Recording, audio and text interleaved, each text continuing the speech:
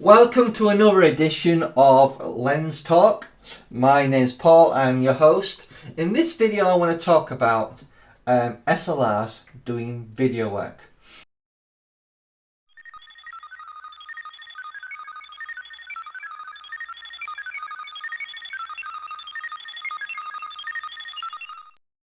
Now, a while back there was a camera called 100D that could do autofocus while filming in video, and then came along the 70D, 80D, and I believe the new budget cameras, the 750D and the 760D, can do autofocus while filming.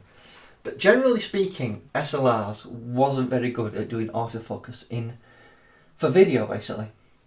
As you can see, as I've got here, the Sony and Canon video cameras that can do 4K and HD video, but they're actually designed specifically for that purpose, to do video basically and retain autofocus while you're filming, so you don't have to worry about focus.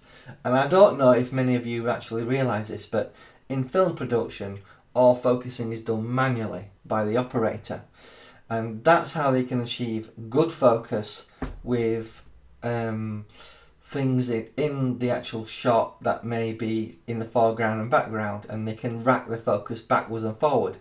So SLRs haven't really been that good for video in the history of filmmaking basically. Now obviously if we talk about the 70D and the 80D and the 750 and 760D cameras that have recently come out with that functionality of autofocus, we have to think about the history of filmmaking basically, and ideally speaking, if you're a filmmaker with any sort of skill, you won't be relying on that autofocus system, and obviously the autofocus system isn't that super either. You will get far better results using manual focus, and that's what this SLR here is a 600D. But whenever I did any sort of focusing, I tended to basically do it manually.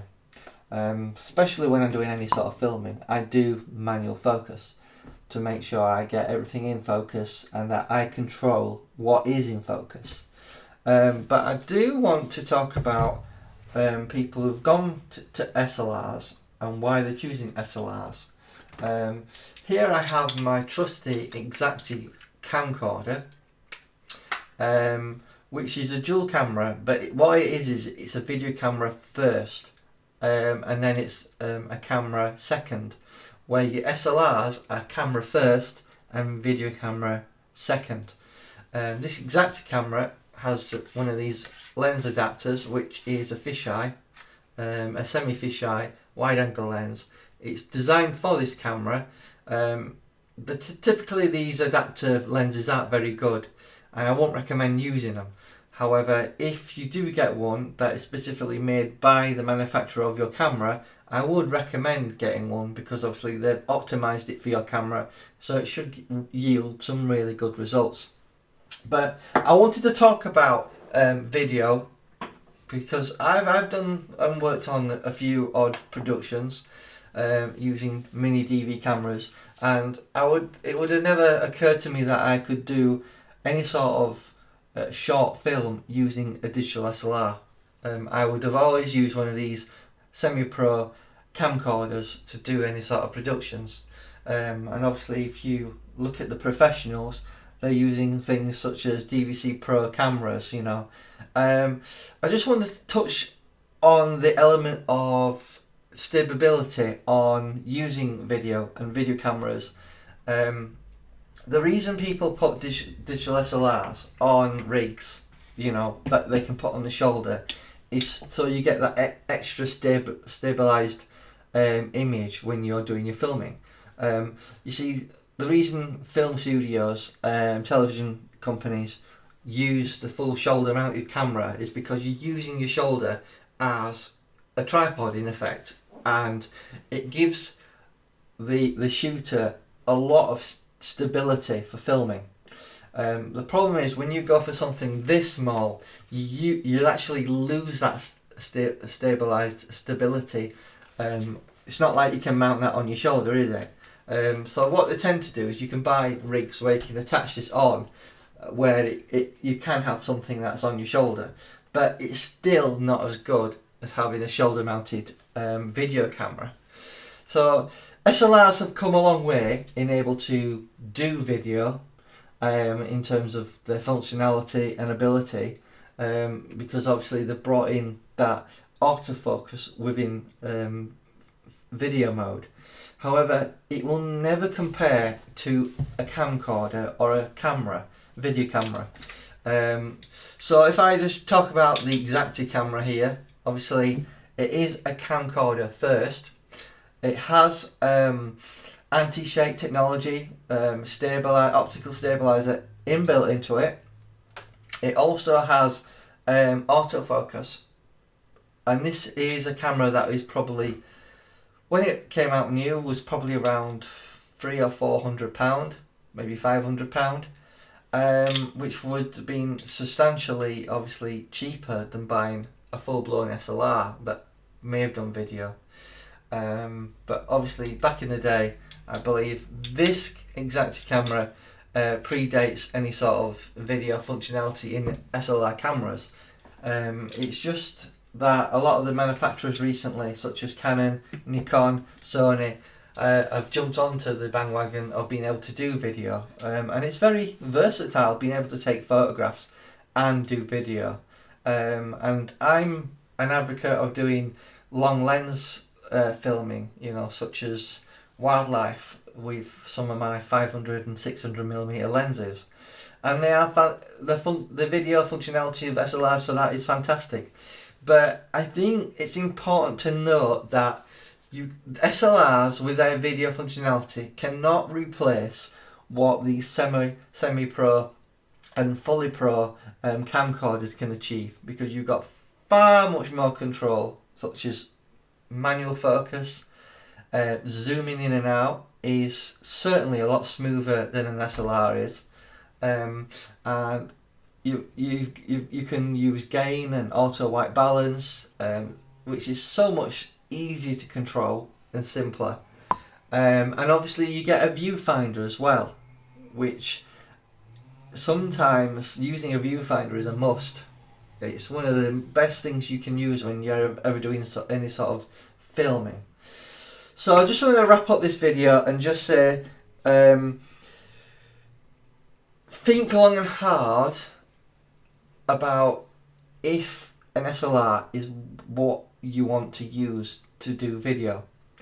Because it's very possible you can pick up a cheap budget SLR to do your photography, and a second-hand or budget camcorder which will do a better job than having an expensive camera such as the 5D Mark III that can do video and stills, but it won't be up to the same par, or let's say the 80D for example, in terms of having that dual pixel autofocus system in video mode.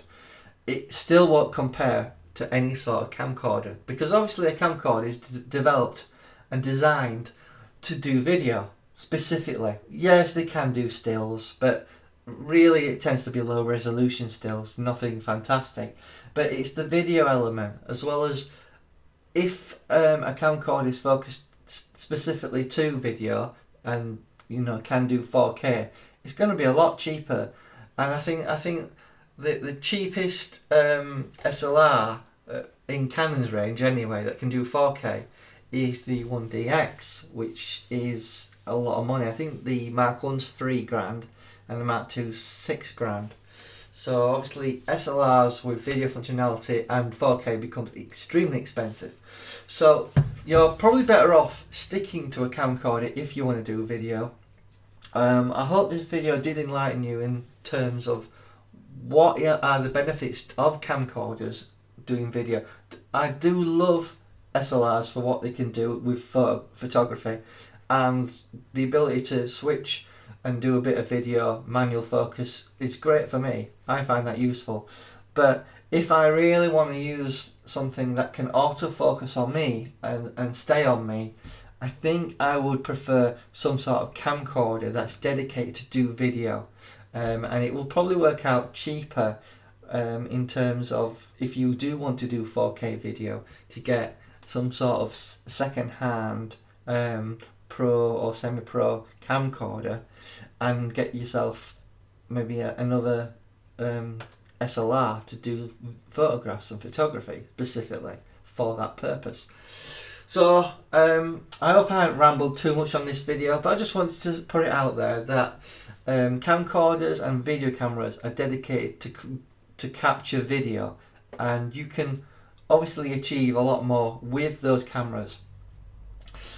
Just before I go, I just want to talk about the limitations of using SLRs for video. Now, you may not be aware of this, or if you are a pro, you probably will already know this, but the problem with SLRs is when they're capturing video, anything that's vertical will look like it's slanting a little bit, and we call this the rolling shutter issue, because the shutter on an SLR is basically capturing the scene from the top down, like so. So when you start panning, there's a lag, there's a delay in what it's capturing. However, with a video camera or a camcorder, it uses a different type of sensor, a CCD sensor, where the SLRs use a Cosmos sensor.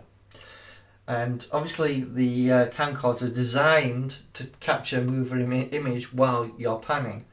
And that's why video cameras are better than SLRs at capturing video.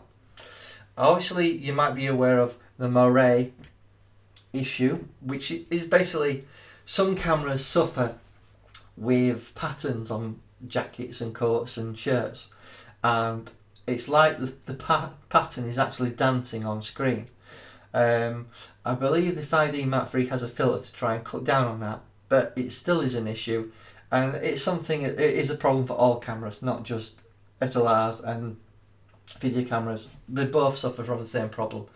So I just want to put it out there that you need to think long and hard about what camera is best for you and what will you be using it for.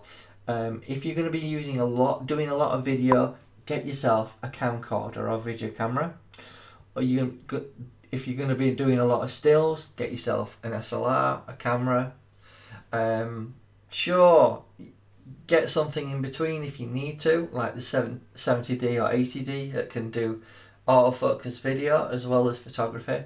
But if you're wanting something that ain't gonna cost you a lot of money, think about investing in, some sort of budget camcorder to do your video, and then get a budget SLR to do your photography. And I think you'll be overall happier with that than spending a lot of money on a 5D Mark III that might cost you $3,000, or maybe getting yourself the 70D or 80D. It costs around $900 to £1,000. The choice is yours.